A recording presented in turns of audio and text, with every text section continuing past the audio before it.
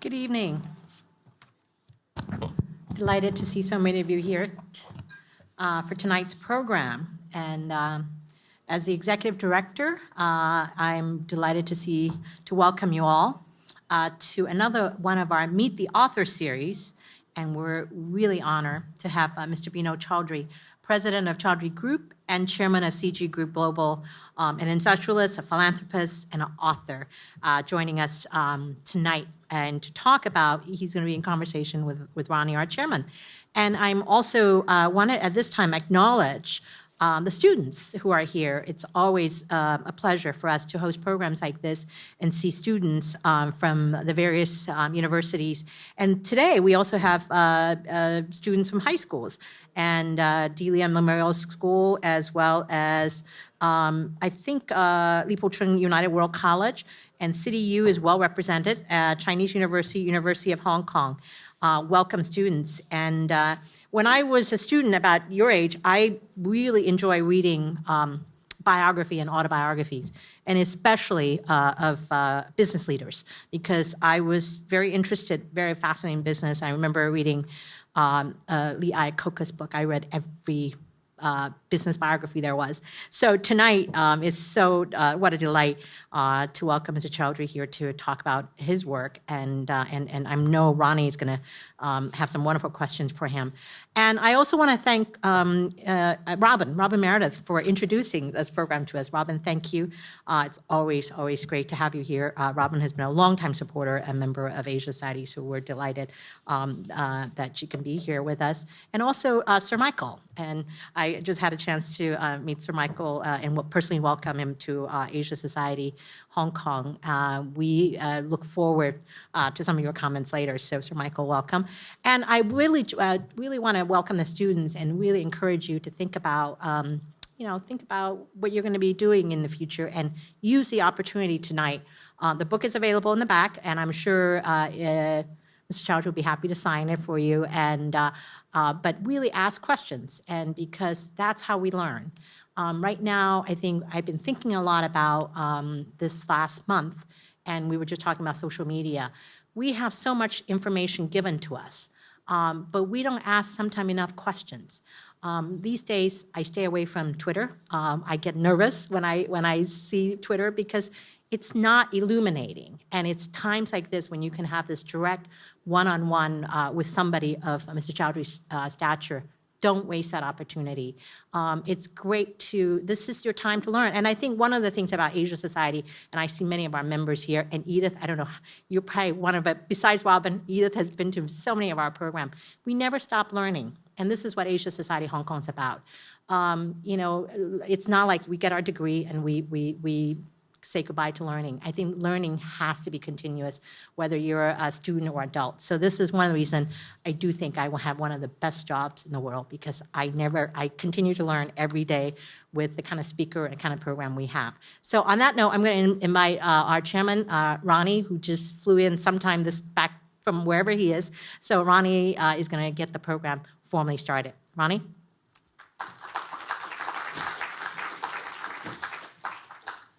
Thank you, Alice. Great to be here. And Benoit, welcome.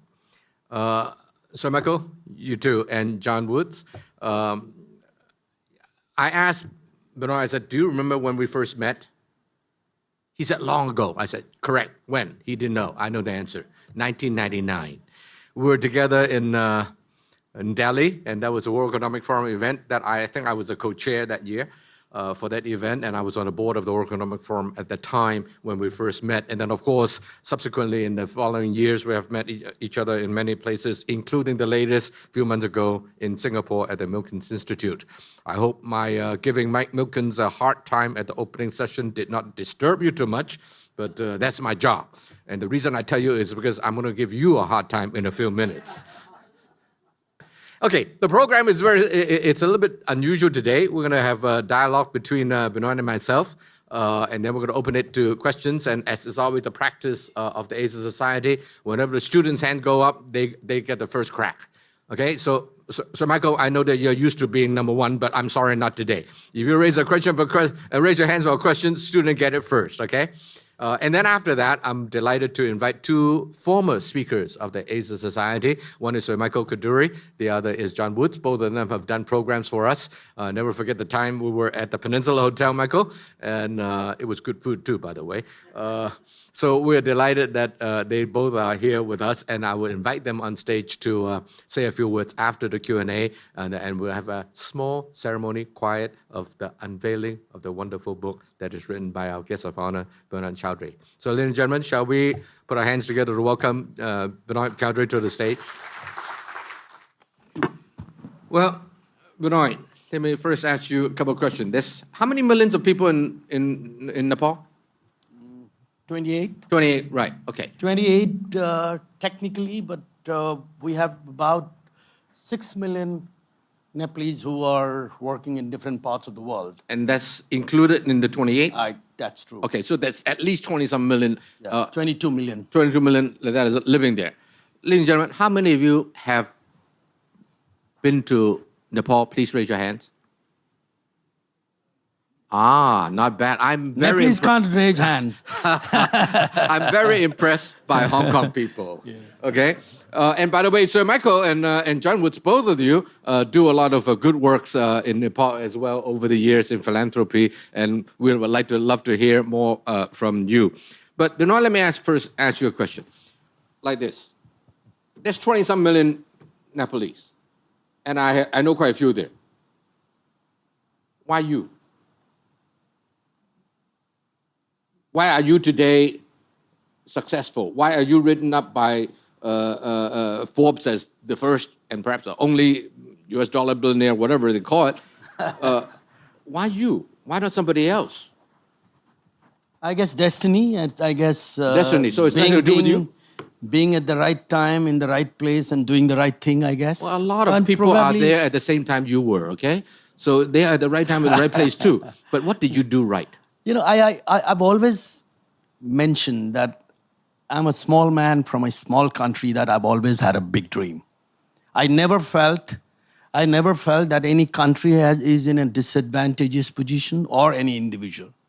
I think if you have a will, if you have a dream to succeed, and if you have a commitment, and if you're willing to be consistently moving on that path, anybody can make it from anywhere.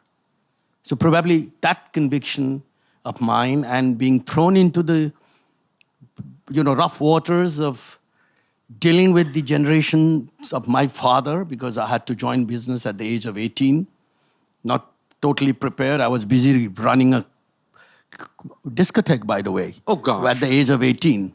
Preparing to go to Mumbai to be an accountant.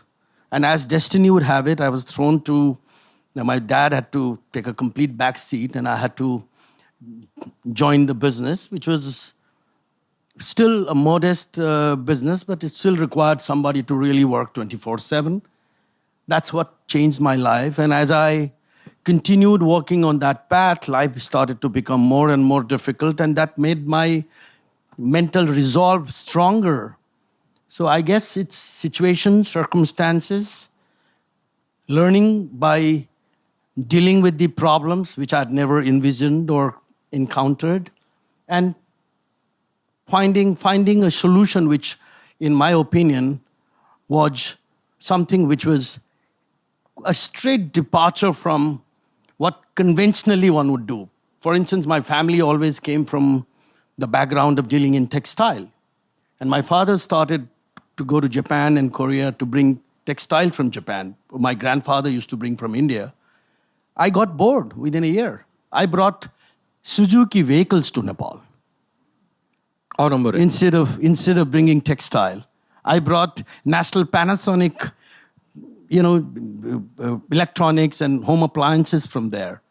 And what follows, you can read in the book. I don't want to tell everything here, was a history. So I guess it's a habit of trying to experiment new things and not taking no for an answer and making sure that it happens. I'm sure you've gone through that.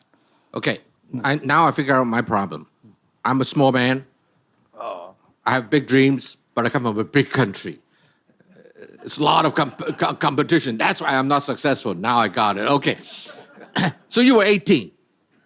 right? That's right. And you are now 61. That's right. And so that was what, 45 years ago, roughly? Yep. So that was 1970, early 1970s. That's true. But your family company started in 1933, right?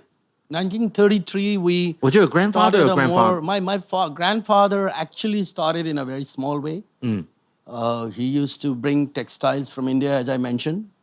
And, those were the days when the Ranas used to have their own little sort of a world of their own, and Rajas. everyone, many of them used to have their own chosen merchants to deal with them. So my grandfather was aligned to one of them, Which part of India? That is Nepal. I'm talking about Nepal. Oh, Nepal. My grandfather, Okay. at the age of 15, 16, came from Rajasthan, India. Rajasthan. Yeah. Oh, beautiful. Oh, gosh. Okay. And then your father took over in what year? He took over at the age of, as destiny would have it, he had to take over very early because he was born when my grandfather was 50. Wow. So when he was about 20, he had to take over from my grandfather. You mind if I ask you a sensitive question? So you were 18, you were ready to go to India. So in other words, you never had a chance to go to university, for example. Yes. You did? I knew. No opportunity. No, I went to college. I was always been a very good student. I was preparing to go to India to pursue my higher education, and I couldn't. I see. Okay. So why do you get bored with textile? And why do you go to Suzuki to get the automotive into Nepal? It's all about, in my opinion, it's all about finding that niche or finding that gap that exists in every market. Okay. I think everybody was doing textile. I wanted to do something different. Oh. And it was people probably felt that Nepal was not ready. And I could sense that, yes, Nepal is ready by now. Okay, but you got to bring in, I didn't bring a Mercedes Benz. Now you can do that. Yeah. Okay, I brought probably the car which the Nepalese could afford. And the Japanese had the answer, 71, So I it's remember that. identifying the right product for the right market. Right. Now, how big was the company when you were 18? Give us some idea. We probably employed 50, 60 people. My office was still modest. And now? We employ about 10,000 people. Okay. What's the revenue in those days when you took over?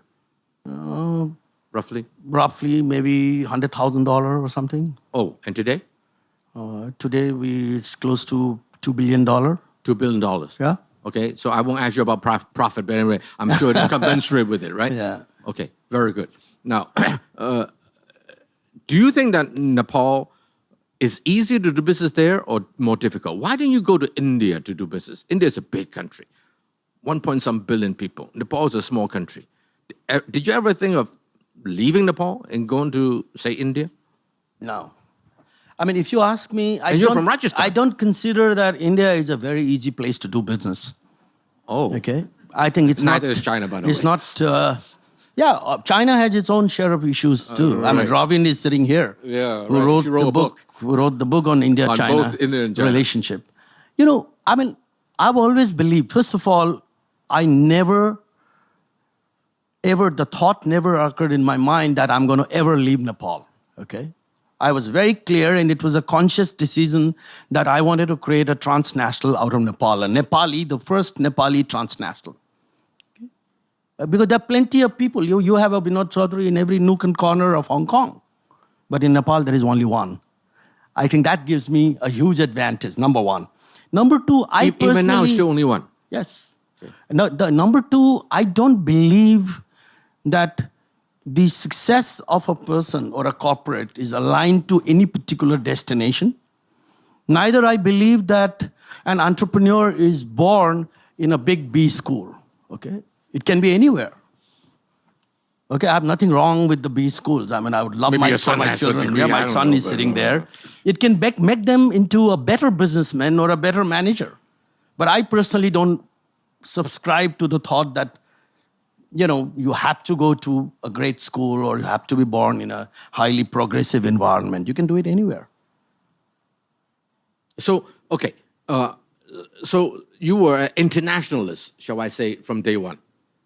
You want to be transnational. I was a path breaker. When Nepal, I did what I thought were the opportunities in Nepal. We did extremely well. We expanded, we did a number of things which, no Nepalese business houses had done then. But then around 1990, we decided that it's about time we need to open the frontiers. We need to go out. We need to also participate in the level playing field. If Indians can come and set up a noodle plant in Nepal, why not a Nepalese in India?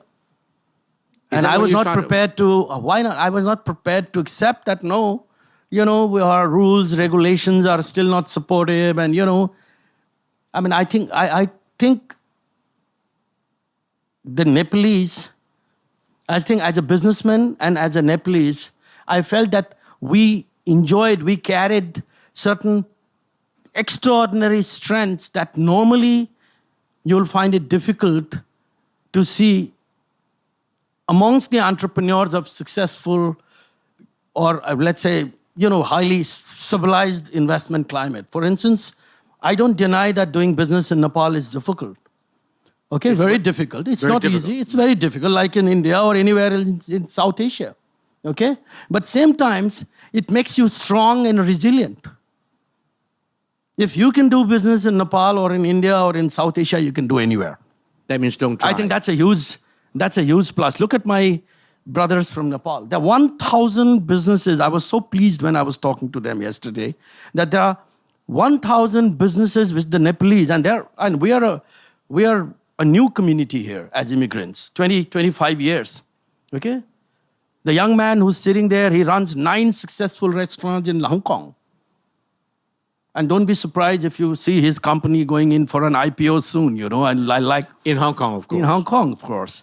So I don't think there is any kind of a geographical barriers for an entrepreneur. As a matter of fact, when the journey gets tough, as they say, people who come from difficult environment get going. Yeah. Now, can you introduce some of the people who came with you, including your son? Is that okay? Yeah, sure. Can you ask him to stand up and you introduce them? I have Mr. Parajoli, who heads the Nepal-Hong Kong Chamber. Okay. Can you I have rise? Mr. Gewali, Mr. Welcome. Krishna Pandey, all the stalwarts. I have John, another John, Nepali John. Nepali John. Nepali John Rana, who runs a very successful restaurant, and Rahul. Right. Who runs our hotel business of the group. Right. Worldwide. Any relationship between you and Rahul? He's my son, but behaves like my father. Oh, okay. At times. He's your second of 3 sons. Okay, we'll talk about that later. Wonderful. Okay, so doing business as Nepalese in India, is that more difficult or is it easier? Or maybe you identify culturally so much that doesn't matter. No, I don't think there is any kind of a preferential treatment as such. For anyone to come from a smaller country, although I'm probably in some respects I'm contradicting myself that you can do it from anywhere, but it takes that much of extra effort to be taken seriously. Right. I know that. I've met people when we started doing international businesses who used to say, do you do business in Nepal except for expedition and trekking? I've come across such comments even from people who are well educated. Okay, a lot of people, there used to be a time when Nepal used to be mistaken for Naples. Naples? Yeah. Oh. I'm talking about the 70s. I'm sure Sir Kadoorie, John would have faced, Nepal came in the forefront, okay, in a larger group, in a much bigger way, probably during the last 30 years. Mm-hmm. Now, you got into many, many businesses as well. Were they all need-driven because there's a need in the marketplace, so you fulfill that need? You started in textile, you went to consumer electronics, you got automotive, you mentioned, and then later you got into fintech, financial service, insurance, banking, by the way, I forgot the noodle, consumer. So many businesses, right? Which one you like the best? They're all like my babies. They all like your babies. Okay. I can't say which one I like, but certainly our banking, our involvement in the financial sector is huge, which has helped us to grow, where we are today. Our noodle, YY, has given us a global face. It's one brand which every Nepalese associate themselves with. It's eyes. You see a different kind of a spark in the eyes of every Nepalese when you say YY. They've grown up with YY. They've carried. As a matter of fact, it's one unique product that we did not position in the global market. It's the 3 generations of the youth who carried it physically. There are still families in many different parts of the world when the parents ask, what do you want me to bring?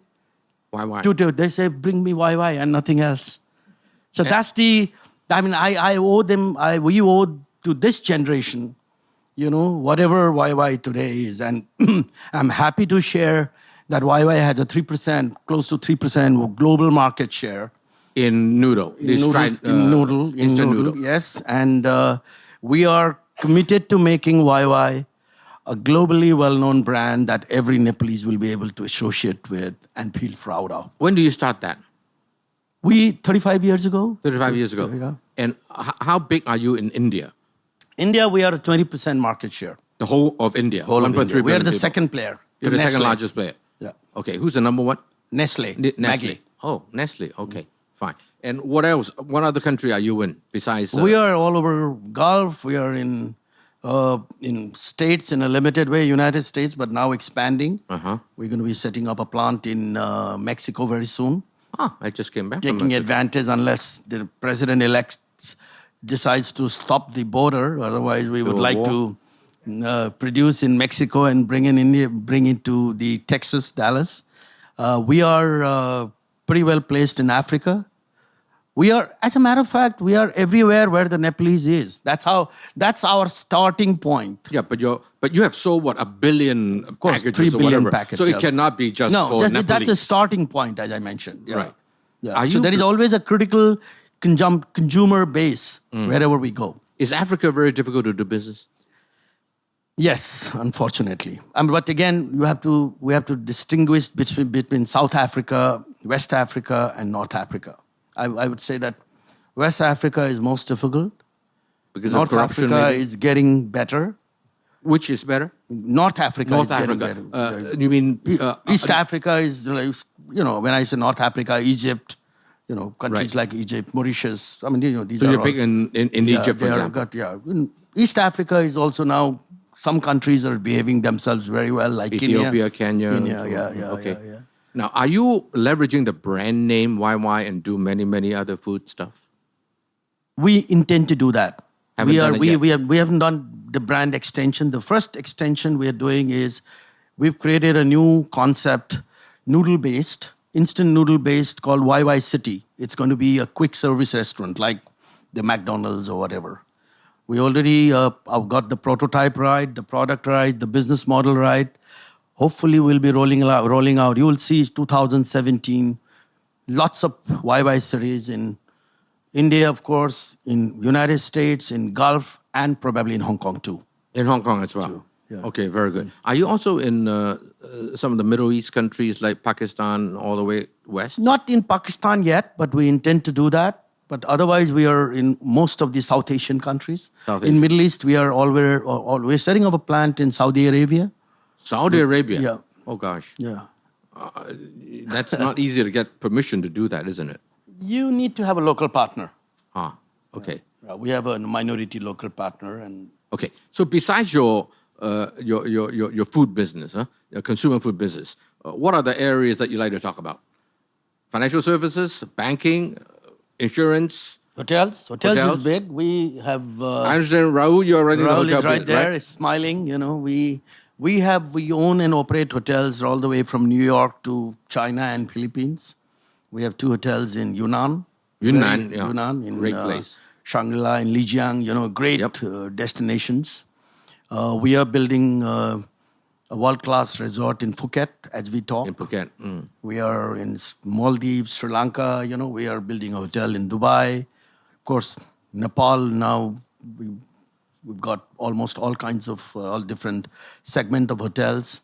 So we're growing on that space pretty much. We work with brands like Taj, Alila, Radisson, our own brands like Zinc, The Fern. Why Zing? I'm just curious. I mean, ZINC. it was when we hired a brand architect out of Thailand, a Brit called David Keane. It's pretty well known in this area, specializing in hotel.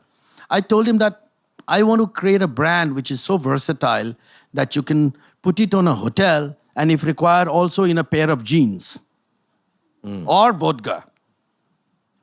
So he came out with that brand. I thought it was okay. When was it? This is about 7 years ago, How long have you been in the hospitality business? 20 years.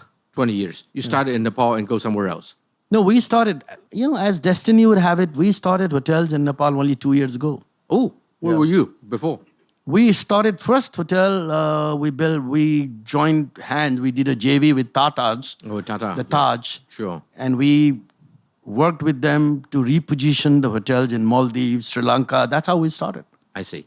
Do you own the hotels also, or do you just do the management of it? No. We own some hotels, we own 100%. Many hotels we do through our 50-50 JV with Tata, for instance. Right. And there are many hotels which we just operate under different brands. Ah, okay. So you have your own operating management company That's as right. well as owning of. You know the brand called Alila, which is Alila? pretty well known. It's based in Singapore. Uh-huh. Okay, That's yours. we are one of the partners and one of the principal promoters. Okay. But That you did- also do resort type of what do you call it? Service apartment type of things. Yeah, there is. timeshare. We do. We don't do timeshare. You don't do timeshare. Yeah, but I think probably you would know. You must have heard of a brand called The Farm, The Farm. in Philippines. Philippines. It's considered to be the wellness destination. That's part of our group, and we are a brand and a property we are extremely proud of. So in total, how many facilities do you own or manage? I think close to 100 hotels all over Oh. the world. Yeah. 100 hotels or so. And why do you go into China? I'm curious. It's not an easy place to do business in your own admission. No, but I don't know. We've always been brought up that China and India are two of the most important countries so far Nepal is concerned. That's these because are the you two sandwich countries. between the two. Yeah, these are the two countries, which is on our two sides. A lot of people ask me, why India and why not China or vice versa. I said it's not a trade-off. Both carry distinctly different characters and distinctly different advantages for a Nepalese businessman. For instance, if I have to build a 10,000 megawatt power plant, I would partner with a Chinese company because they will bring me the cheap capital, technology, know-how, and construction capabilities. But I won't be able to evacuate the power to China. I'll have to sell it to India. So we'll have to position ourselves as a reliable partner for both these countries. And I'm happy that, in recent times, there seemed to be a greater degree of understanding, at least on the business front, between China and India. Trade is growing, mutual investments growing. So that's the kind of a role we want to play as a Nepalese, ideally. But somewhere you have to make a beginning. And hotel was something which we knew well, which can be easily sort of managed, even offshore. We started with hotels. But the journey to China is incomplete, and I need people like yourself. So hotel may be just the beginning. You That's may right. be looking to It's other just things. a small, tiny little beginning. Oh, okay, fine. Because later one of my questions to you, may as well start thinking about it. Your book is called How Big? Your book is called what? Making it big. Making it big. Sorry, I want to ask you how big. Big is always relative, as you know. Yeah, of course. Okay, I think probably my publishers, the Penguin, when they decided to sort of take the rights of my book from Nepal, which has been there for a few years and continues to be the bestseller, they decided to choose this title in the context of Nepal, probably making it big in the context of Nepal. What is big otherwise, But let me ask you an absolute question. Yeah. Absolutely, how big can you be? I think, again, to me, size is, it's all in the mind. What is size? I mean, when you say big, meaning what? In money term or in the value proposition term, or let's say the affection and the respect that you get from your colleagues, friends, society, country, and the people. I mean, how do you measure the size? Okay, if you ask me, although the Forbes and the Fortune do measure the size of the companies in the context of their, let's say, value or the net worth or the revenues. But I don't think that is a single denominator which is important. I think what is more important is what kind of a difference you're making in this world. Okay, I'll come back to that. But let me say a word about how big first. Maybe I have to go to the son, your three sons, one of these days, to ask them how big it is. Hopefully, it will be, whatever it is, bigger than when you leave it to them, right? Yeah. Now, you mentioned about what difference do you make? What significance have you brought? How do you want to be remembered? In Nepal and outside of Nepal. You're an international business person. You're not just in Nepal. But first of all, in Nepal, how would you like people to remember Binod Chaudhary? I like to share an experience, which we personally went through during the earthquake in 2015 that Nepal had. The whole world knows that it was one of the biggest disaster ever. Nepal was not prepared. Half of my family members were in Kathmandu, which was very badly hurt. And me, and I think Rahul as well, three of us were outside Kathmandu, actually supervising the new resort the Tiger Lodge that we built. Clearly, there were two options that we had. We could have just made some special arrangement to evacuate the family and bring them down to Tarai and, then continue with the typical way of getting engaged in a situation like that. First, find for yourself a safe haven. The other alternative is to go and take a plunge there. And I chose, somehow there was a call deep inside that, what is it? If you try to position yourself as one of the most successful business house, serving the society through your product and services, capable of finding difficult solutions. Now, this is the time Nepal and Nepalese need you. So we decided to drive back. Tremors were still repeatedly coming back. It was a very difficult, dangerous state. I had to sleep on the ground floor of our hotel, which is still low-rise, for days. Nobody in Kathmandu Valley was prepared to stay in a multi-story building. A lot of people were staying in open fields, in tents. So we decided to go back and do whatever we can. Family members got in, then our entire organization got in. We have a nationwide distribution system. Starting from distributing of the relief material, then that opened our eyes that the bigger problem, what's going to follow is homes, shelter. 700,000 homes were down. And 30,000 classrooms were unusable. Not that we could solve all the problems, but then we decided, instead of just signing a check and giving it to the Prime Minister's fund, we decided that we are going to do it ourselves. We are going to build a system, and it's not easy. You know it.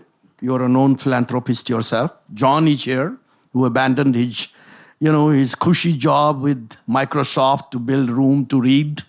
Sir Kadoorie is there here, who is much more familiar with the Nepalese socio-economic challenges and started getting engaged. His family is known because of his linkages with the Gurkhas. Mr. Lavender is here. So we decided that no, that has to be the priority. And I'm so happy that we were able to deliver the first shelter within 15 days. The first what? First shelter within 15 days. Wow. We were able to train more than 6,000 people who got engaged in building these homes and own it.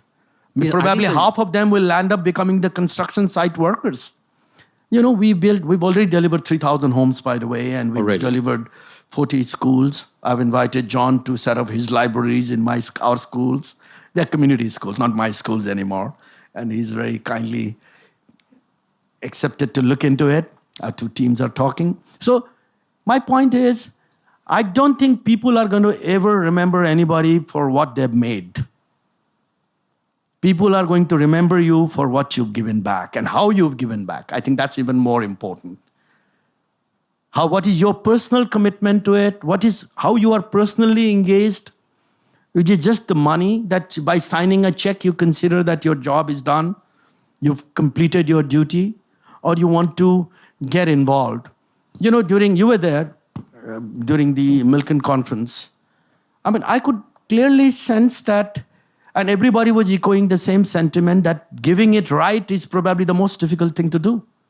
And to run a successful foundation is probably more difficult than running a successful commercial enterprise. And nobody has the monopoly of having created centers of excellence in all spheres of even philanthropy. If that was not the case, I keep giving the example, why would Warren Buffett give money to Bill Gates?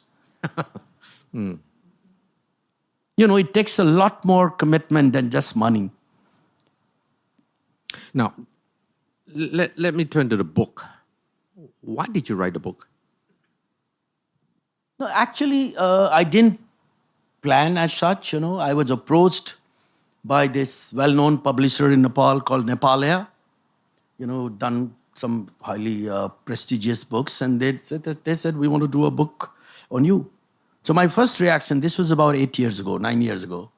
So my first reaction was that you want to destroy me because I'm supposed to be someone who always believes in being candid. If I ever talk, I have to be honest. I have to talk what is fact. And perhaps 70%, 80% of the people that I've dealt with, in my life are still alive, maybe still in important positions. But, after I took time and after a while, I said, no, I think I have to share this story. I have to share this story. I owe this to the new generation. Because, unfortunately, and I can be candid here, that during the last 25 years, Nepal is going through one of the worst phases of our political situation. Not to talk about the palace massacre, to the huge earthquake, to the Maoist armed movement. And it has left the new generation in a state of sort of a vacuum where they're beginning to feel that, is there any future for us in a country like Nepal?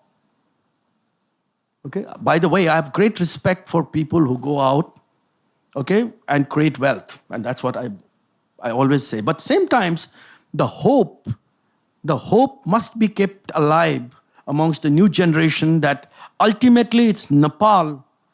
It's Nepal where they have to come back and they have to serve for the country. I'm not saying that they've got to sacrifice their future, but Nepal has to, of course, behave itself. And I also wanted to convey that you can still do it out of Nepal. This is one little example. Very good. Very good. Now, what do you think is the economic future of Nepal? Where will Nepal be in 5, 7, 10 years' time? And what needs to change in order to achieve the potential? I'm a great believer in Nepal. I'm not being patriotic here. I'm being as a practical businessman. The reason being that Nepal is blessed by some of the most important natural resources. Even one or two of them is enough to make a country like Finland. Such as? Nepal has the highest potentials to generate hydropower, like Canada. We have the highest potentials for all kind of forestry product. 2/3 of Nepal is all forest, like Finland. Nepal is the home to 5 of the tallest Himalayan peaks in the world out of 8. The whole world wants to come to Nepal once. Till today, including the difficult times of insurgencies, Nepal was never dropped from the list of 5 countries where everybody wanted to visit at least once in their lifetime. That's the kind of a mystic, magical feeling that Nepal has. So Nepal can't go wrong. There are far too many pluses that Nepal has. It has 2/3 of the world's population on 2 sides as market, as supporting. And both these countries like China and India are the economic powerhouse in the making. How can a country like Nepal go wrong? It's just that we've not been able to get our politics right. And it's just that there are few factors which make Nepal highly vulnerable and a playing ground for some of the major external and internal forces. They need to be fixed. Nepal is a small country. And it will not take too long to fix Nepal. If we have someone, okay, if we have, and leaders are creation of circumstances. I'm a firm believer of that. Many of us probably had not even heard the name of Modi 5 years, 10 years ago. Okay? It's a question of getting that one person to rise from the current confusion and take the reins of Nepal and move forward, and you will see that Nepal will be the most prosperous country in South Asia, because we are small, we are beautiful, we are resourceful. Would you be that person? Any intention? Now, I was part of the Constituent Assembly, writing Constitution. I often have to face this question, okay? And my answer is that, look, if there is only any one desire that is still left in my mind, which is still not fulfilled, is to see my country as prosperous. You know what I described. Now, if I'm convinced that I can create that system, and politics is not about yourself, it's about taking the country along. If I can create a situation where I'm convinced I can transform Nepal, I will certainly plunge into it. But I'm not going to waste my time. I'm a businessman. Well, ladies and gentlemen, an honest man. You know what to expect. Now, before this session, you and I talk about something else, and that is, you also mentioned about difficult politically difficult situation. Nepal has been very close to India for a long time. And in recent years, there's something that happened. We all know what happened. And then now Nepal is suddenly becoming closer to China. How does that dynamic work out? Can Nepal be friend with both? And what do you have to do to make yourself politically... You lean toward one side, the other side may not be happy, and vice versa. What do you have to do? You're absolutely right. Historically, if you look at the South Asian countries, their trade dependence, their supply dependence was entirely in India. Okay? Whereas they used to always try to play one against the other. Okay? It's not, the fault doesn't lie in the sort of historic perceived conflict between China and India. Okay? It is also the leadership of these countries, including my own country. I've always believed that it's not about playing one against the other. Okay? It can't take you too far. Okay? The whole world has accepted the leadership of China in the global space. Okay? If India attracts $10 billion in FDI, China attracts 100. It's a fact of life. Countries like India and Nepal think in a 5-year horizon, whereas China thinks in 50 years horizon.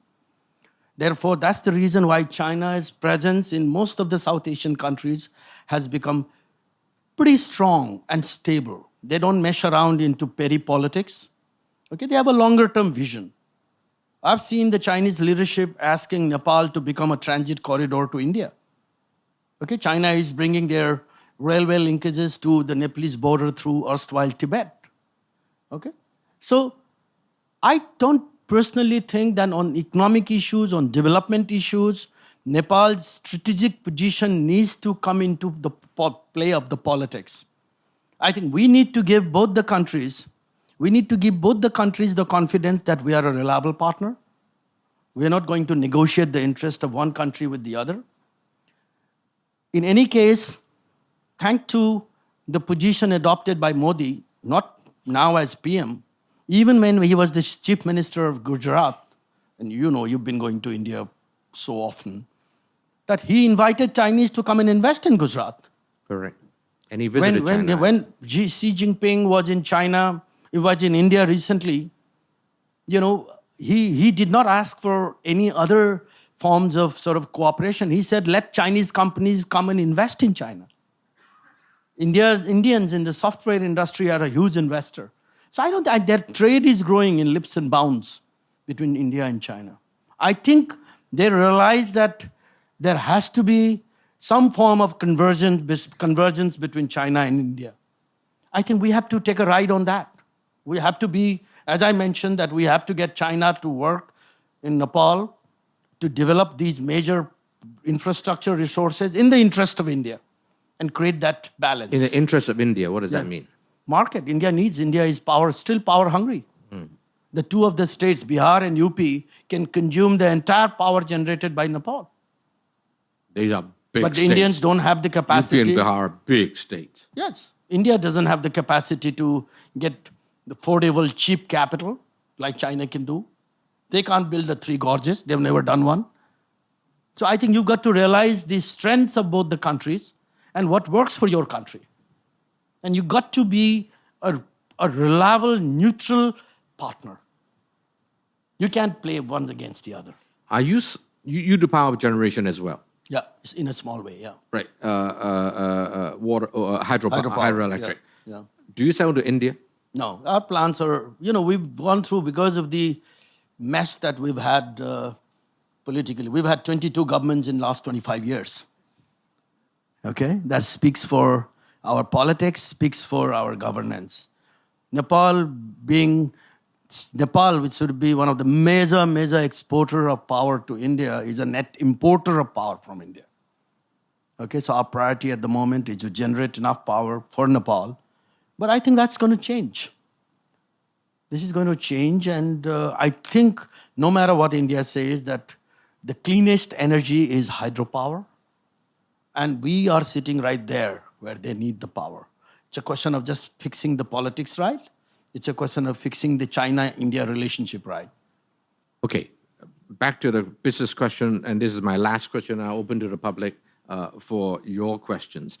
Moving forward, your empire, which crosses many industries, where do you think is the biggest potential? Where would you like to deploy your capital and your human resource in the next 5, 7, 10 years? Well, certainly... or you're not constrained so much? No, certainly I'm a great believer that YY is a brand which is not even seen the tip of an iceberg in terms of an opportunity. We want to make it into a global brand, and we see YY being leveraged in terms of brand extensions in many different areas. But that's just one that's happening. We're already moving forward. I think we, as a group, has to be a major player in infrastructure. I think that's the future, and that's the weakest link of South Asia. The background that I presented to you about the engagement with China and India, all that leads in that direction. And I think we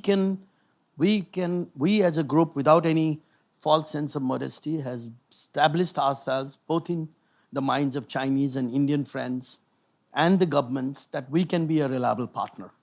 And we can make it happen. I think G2G would be a problem, but G2B and B2G is much more doable stuff. So that's where we see our future sort of focus going to stay. Of course, Rahul can continue with his hotel expansion, and the other boys can continue to do what they like, but this is where I want to focus. Okay, but infrastructure is a big area, and it takes a lot of capital and a lot of...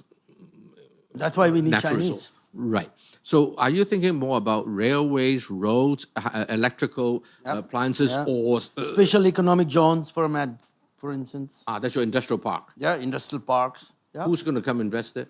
Industrial park, we would like we have our industrial park in Nepal. We have one in India in the making. But who are your tenants? We would like to, again, it's a question of managing the relationship. If the let's say the import regulations are conducive, that you can bring in raw material from one place, market is open to the other, just because there is a Chinese investment or an Indian investment, the other side creates artificial barrier, it won't work.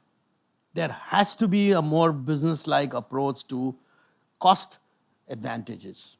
And if we can do that, I see no reason why there can't be plenty of locations which can present very attractive production base. At the moment, majority of the stuff goes to the erstwhile Tibet through paying a huge cost through the Chinese. Of course, they build the roads and train, but still, between two of us, we know it. And we can feed that entire market by through creation of special economic zones on the borders. Okay? It doesn't have to be everything need not be Chinese investment. Could be both ways or three ways. Would you agree with the following statement that the Chinese are much more business-like, meaning that politics, let's leave it aside, let's do some business, infrastructure, Absolutely. whatever. Whereas the Indians might have a little bit more political dimension to their consideration? Yeah, absolutely, no question about that. Chinese mind is far more business-like. Even, when China became an attractive investment destination, who came back to China? The capital. Majority of the capital came from the Chinese. Okay? Yourself. And many India, others. first of all, India draws 1/10 the FDI, and majority are transnationals, Indian. Because Indians are engineers, some of the good engineers, doctors, software engineers, blah, blah, blah, blah. Brilliant. So we have to recognize the strength. And that's where I see the ray of hope. Because China, I think, knows how to fine-tune their sort of geopolitical angle if it serves a larger business interest. Okay, let's open to the audience. Ruth Shapiro over there, and then, in front. Ruth, go ahead. You got a lot of questions, so go ahead. Okay. My question, actually, it's two parts. It relates to entrepreneurship, both social entrepreneurship and business entrepreneurship. You run a very successful incubator, and I wonder if you could just point to some of the successes out of that incubator and how they might be illustrative of the business future of Nepal. And I also wonder, related to that, when these 6 million people come back, what are the skills and characteristics they bring with them that they learned outside that they need to be successful inside Nepal? Thank you, Ruth. It was a pleasure meeting this afternoon. Yes, as you know, that we are deeply excited with our involvement, engagement in the social entrepreneur space. We've already incubated more than 100 entrepreneurs, and we've consciously chosen very difficult parts of the country. Dolpa, Rolpa, Danel Dura, Jumla, these are from, John would know, very difficult parts. Today we've already funded more than 10 businesses, and these are all businesses which has the potentials to grow from a local business to a national business. Okay, in the field of organic farming, medicinal herbs processing, things like that. Okay, one good examples that I can present here is I had gone on a trek to Dolpa, Phoksundo Lake, the Rara Lake, and I discovered that that's probably a far more appealing route in terms of trekking. Beautiful natural setting. But the infrastructure was not up to the mark like Annapurna Range, Annapurna Trek. So we decided to use that as a part of our social business. We picked up the 5 small-time lodge operator, the local, their trekking route. We have tea houses where it's a private home. John actually discovered Nepal's schools and the fate of their schools when on a trekking into Annapurna, right? That was Annapurna. So we said that, my God, this route has the capacity, this trekking route has the capacity of becoming even more beautiful and more popular than Annapurna globally. So we picked up these, we're training them, we're designing their lodges, we're creating that ecosystem that is going to be necessary. And you will see that probably within a year time, you will find that a new trekking route to Dolpa would be in the global map.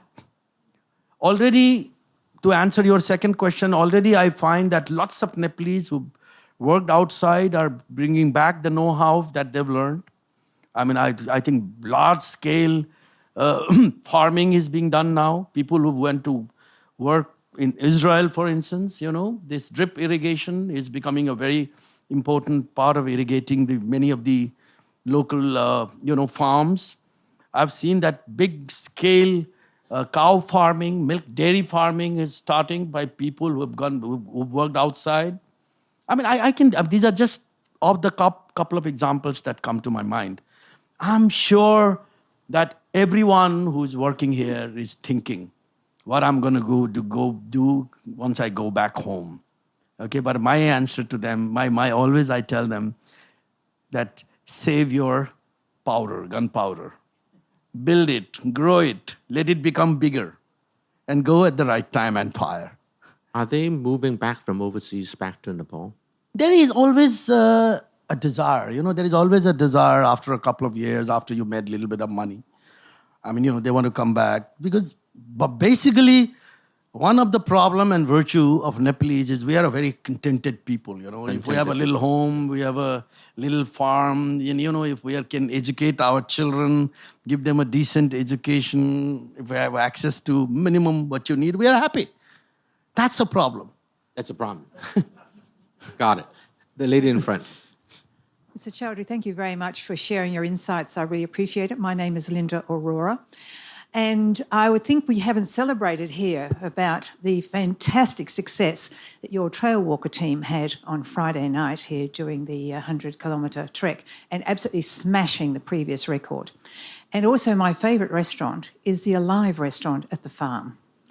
And I've often recommended quite a few people there to spend time there, and they've said it has been life-changing for them. I'd like to ask you, I was reading, obviously, about you before I came here and wanted to know how your business trajectory would have changed if you had not given half of your steel business to the brother of the king at that time. That's an interesting one.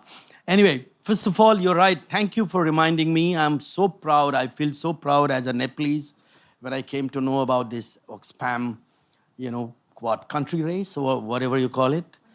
100 kilometers. I met them. I tried to, the moment I came, John is sitting here who sort of actually gave me this feedback that shows that we as Nepalese are really not doing our part to promote and encourage people like them. There is very little that's being written about them in Nepal. I came from Nepal yesterday morning. I have not read anything. If John did not tell me, probably I wouldn't even know. After coming here, I came to know I was with my brothers from Nepal and I asked them that I want to meet them. And they were able to quickly get them, two of them, two had already left. It was such a pleasure. My God, and running up and down in the mountains of Hong Kong or hills of Hong Kong, 100 kilometers in a matter of 11 hours, 1 minute is tremendous. Only a Nepalese can do it. I feel so proud, and I feel that, and we have now invited them to become the ambassadors of our foundation, brown ambassadors of our foundation, and so that, more people come to know about them and more people come to know about our foundation, both. Okay, it's a great story, and I think we need to talk more about it. I think it's a story of resilience. It's a story of, the courage of the Nepalese people, which goes much beyond just fighting the battles as Gorkhas, And I encourage you to come and join the run next year My because God. the scenery is beautiful, next only to Nepal. Thank you. We'll both do it together. Now, yes, farm, as you mentioned, thank you for mentioning, it is a life-changing experience. We love it, and we want more and more people to benefit out of it. The story of how we used to deal during the king's time is very candidly depicted in my book. Okay? But, it'll be unfair to generalize, as I've also written in my book, that all royalties were bad, all members of royal families were bad. In my case, Prince Thirendra came to our rescue because we were being put into some undesirable kind of a situation because of the politics of two warring factions. Okay, and he said that, listen, Binod, I used to know him from my disco days, by the way, the copper floor days.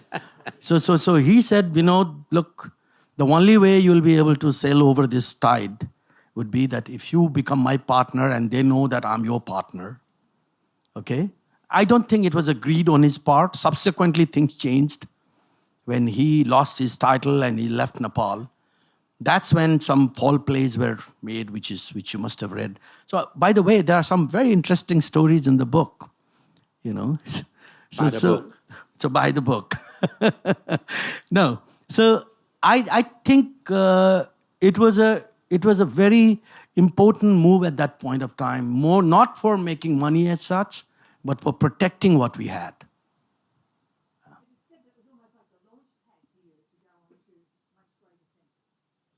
Not really. I mean, if you read the book carefully, your conclusions will be different.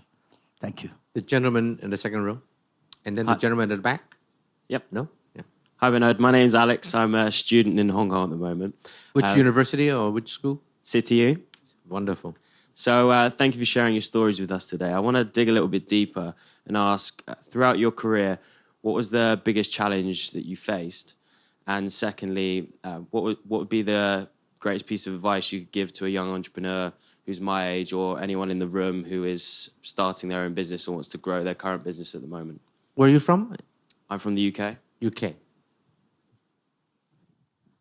Well, if I have to sort of remember one single challenge which sort of never leaves me alone ever since I started from the age of 18, it'll be building an organization which is ahead of its time, you know. We grow, things change, technology changes, the global and the regional environment changes, and you got to, particularly if you're trying to grow very fast, okay, it becomes a huge challenge to cope up with that growth story. Like today, what's happening, you know it, like the whole world is being threatened or being sort of posed with a new challenge based on disruption and innovation. I tell my boys that now the time has come for you to have eyes all around you, not only in front, before you realize that your business suddenly has become irrelevant, like it happened for Kodak and to BlackBerry. So now we have a new set of issues to restructure our organization, which is technologically driven. The rules, the mantra, the doing of business mantras are changing. So that's what we faced, you know, from the day we started. I think it must be a student. The lady at the back, yeah? Are you a student? No, I'm not. You're not? Okay, fine. Go ahead. Hi, good evening. My name is Sweta and I'm Nepalese myself. My question, rather, I would like to know your opinion on a few things, such as there's been a number of international companies and brands that are now interested in Nepal, such as the Salisbury apple cider and KFC. And social media in Nepal blew up when these companies invested in Nepal. Everybody was very excited, and you know it was a very big deal for KFC and Salisbury to come into Nepal. My question, like I said, opinion is I'd like to know whether you think we should be encouraging of big companies to invest in Nepal, or do you think we should encourage local businesses and local franchises to rather focus on Nepalese entrepreneurs to start their businesses and keep their revenue inside the country? And I understand that when international brands come into Nepal, they're still employing Nepalese, and there's the economy is also benefiting from that. But besides that, what is your opinion on that? You know, in today's world, you can't even attempt to insulate yourself from what's happening globally, you know. You got to allow of course, I mean, you may have to be careful about some sectors, okay? But in general, you got to allow the international companies to come and operate. But at the same time, you need to have a very strong mechanism to support your local population, your local young entrepreneurs, to learn from that and empower them, probably make them more resourceful, give them the support that they need. They may not be able to compete in day one, but they can slowly evolve. So it's a two-way prep. Just by protecting or blocking, it's not going to work. What do you think, Ronnie?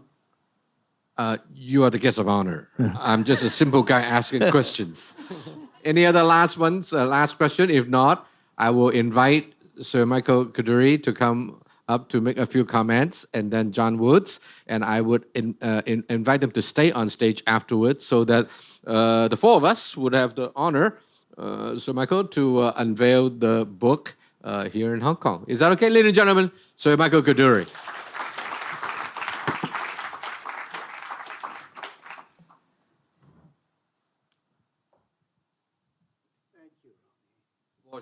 Thank you.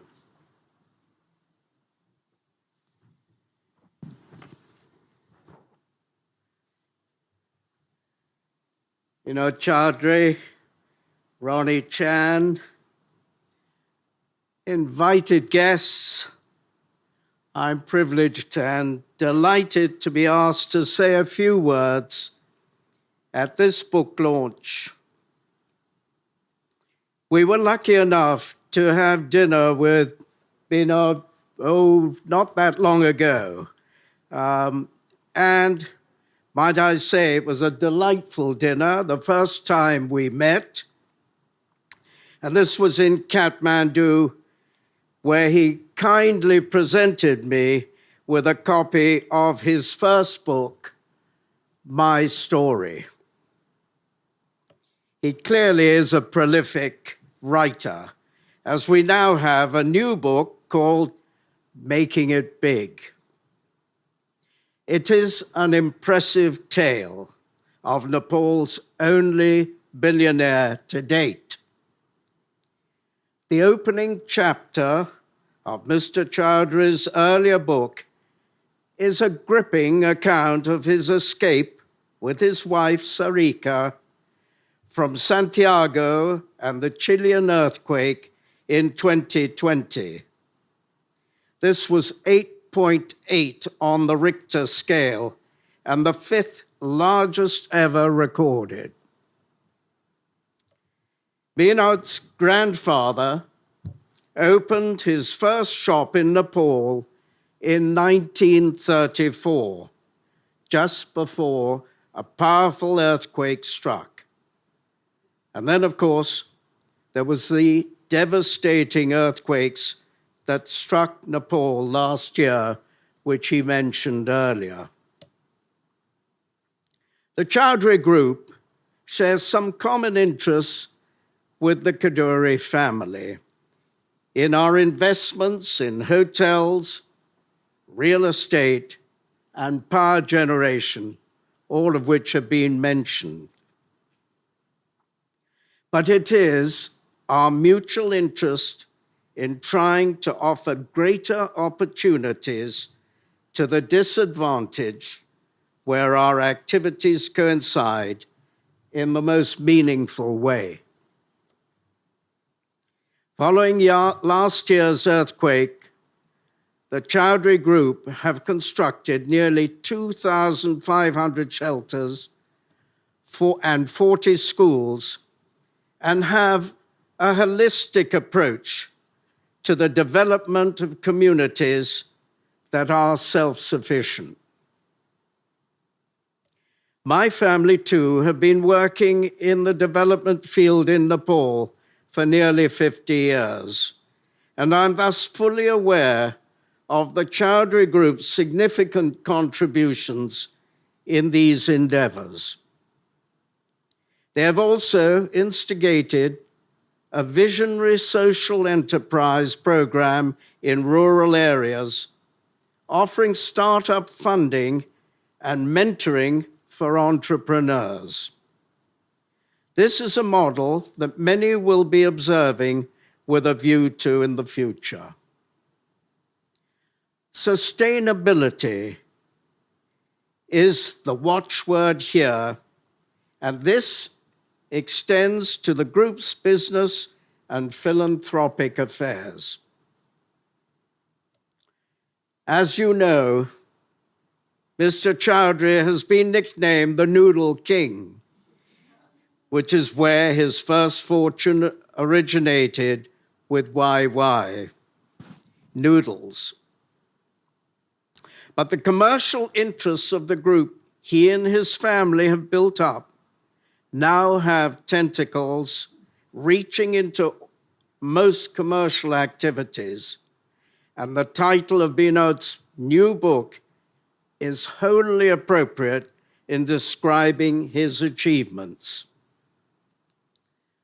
I also know how much of a family enterprise the Chaudhary Group has become, with Nirvana, Rahul, and Varun making a major contribution to the running of the various businesses.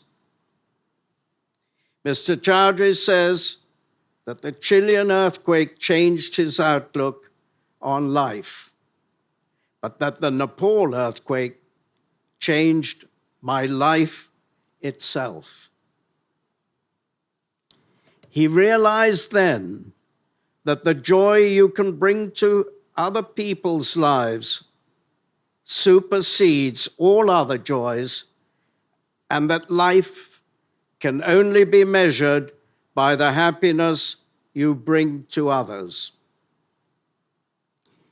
His is a model that many will be observing with a view to the future. I commend this thought to all of you, and with it, the engaging book that you're about to read. Thank you all very much. Michael, can I add that the book is available at the back, right? Yep. God, very good. Now, ladies and gentlemen, John Woods, the technologist turned social entrepreneur, highly successful. John? Thank you. And the crowd goes wild. Thank you for that. So when you're, no, I'm kidding. So when you're the last speaker, everybody wants you to be very brief. And when you're the last speaker and people have not been in the bar for an hour, and this is Hong Kong, people want you to be very, very brief. So I'll try to do that. Binod, congratulations on the book from all of your friends around the world who are very excited about the book and about every lesson we can learn about entrepreneurship, humanity, compassion, and philanthropy from the book. It's not often that you see a story that starts in Nepal actually go global. And that's one thing I think was your comment about the Moon Trekker team, but also, Binod, your business is just such a great thing. I've had my first YY noodles, actually, on the Annapurna circuit at 15,000 feet elevation. I highly recommend the chicken curry flavor of the noodles. They're fantastic. I'm very excited about YY City. My wife and I are big noodle lovers. And of course, if anything in Hong Kong people love, it is indeed noodles. So we hope that we'll have many YY Noodle or YY City locations in Hong Kong. Sir Michael mentioned the work that you're doing to help rebuild after the earthquake. So I will not repeat that. What I will say that I'm very impressed by, Binod, is that you called a press conference on the 1-year anniversary of the earthquake, the first earthquake in Nepal. And on that 1-year anniversary, you did not talk about what you planned to do or what your hopes were or your dreams were. You talked about actual results. You talked about the number of transitional shelters you had opened, 2,540. You talked about the number of schools that you had already rebuilt, despite bad roads, despite fuel blockades, despite labor shortages. You'd rebuilt 37 schools, and we're starting on many, many, many more. That's important because, number one, philanthropy needs to be data-driven, not good intention-driven. Number two, though, I think, is that you also send a signal to the rest of the world that we cannot let Nepal become the next Haiti. Haiti had a natural disaster with billions of dollars poured in, and people question themselves and ask, where did that money go? And why is Haiti still, unfortunately, in bad shape in many, many ways? I think what you are doing is proving, by calling that press conference and by being accountable for results, that you're going to be a philanthropist who doesn't talk about good intentions, but actually acts on them and has the data and has a scalable model that will help the country to rebuild. A resilient country. Let's honor Nepal for being resilient, but let's also admit that when you are born in a poor family in a rural area in a resource-starved country with bad infrastructure, the world needs your help. So let's continue to think big, and as much as making it big is about, we think about that title and we think about the businesses you've built, I hope that when people think of you in 20 or 30 years, making it big will stand as much as with my former boss, Bill Gates. People will not remember Bill Gates as the founder of a software company called Microsoft. People will remember Bill and Melinda as some of the world's best philanthropists. Binod, I think that also will be your fate in life, and I'm very proud and honored that we get to play a small part in that journey with you. Congratulations. Okay, can I invite my colleagues to bring the books? I understand that the tradition is to open the books. Open. No, please. No, you can pay later, John. Michael, you too, okay? And me, of course, right? Okay. Oh, I hate to tear the Asia Society beautiful paper, but the book inside is precious.